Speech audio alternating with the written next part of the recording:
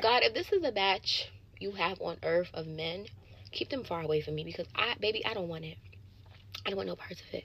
Let me tell y'all how this man tried to like swindle his way into some apartment with me.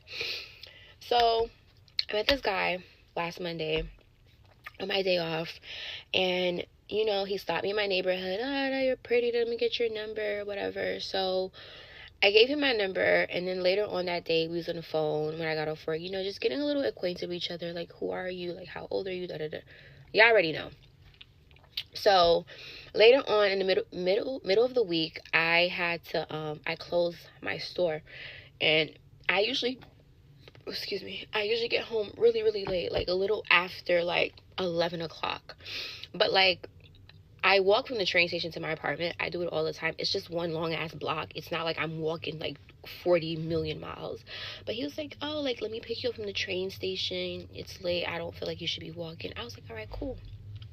He picks me up, and we grab some food. We end up going to like this little Spanish. We got some food, and like, we were talking as he's driving, and he's like, we're just getting a little bit more acquainted with each other, right?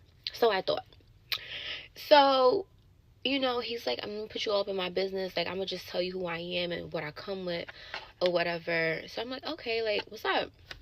He's like, I take care of my father. My father has dementia. So the first thing I'm like, oh, it's like, aw. He goes, Dad, that shit is in my family. Everybody got it.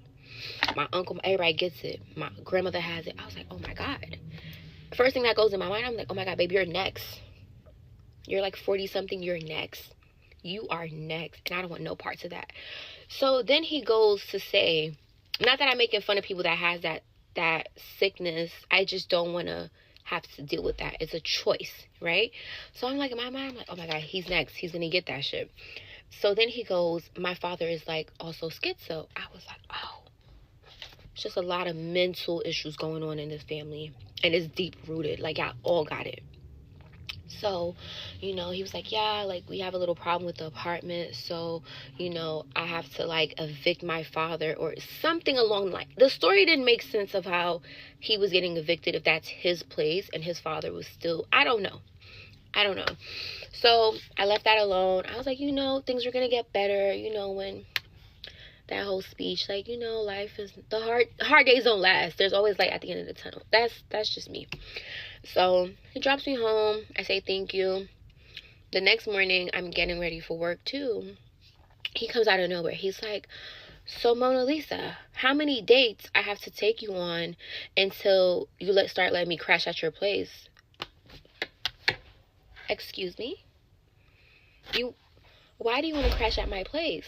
He was just like, oh, like, you see the situation that I'm in or whatever. I'm like, no, like, I don't want you in my house.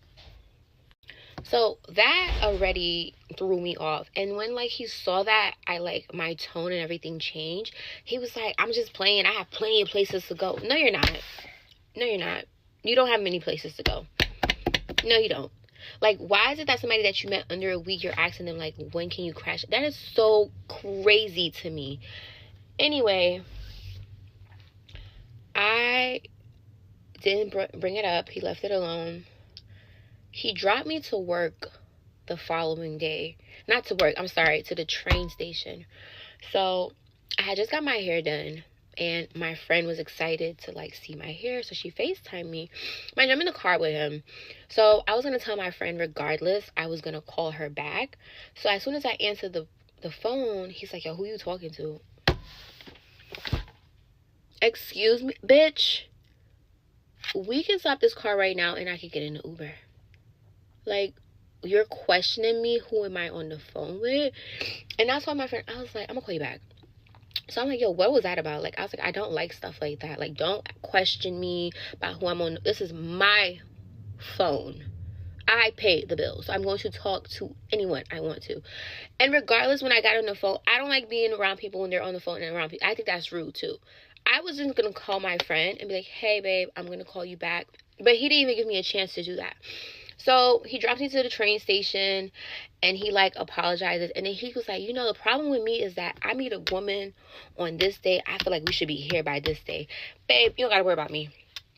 I am out of here I am out of here immediately. So I didn't speak to him for the rest of the day. He's cut off. I don't want to go anywhere with you. So today he just wrote me. He was just like, I miss talking to you. Can you give me a call when you get a chance? I wrote him back. I was like, I don't think that's a good idea. I'm a little busy right now. Have a good day. And that's it. Move in. Babe, are you a squatter? You're squatting?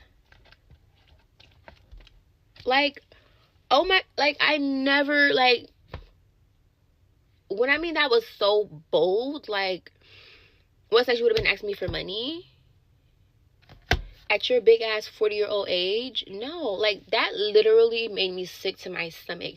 How many dates I have to take you on until you start letting me crash in your house? Absolutely not.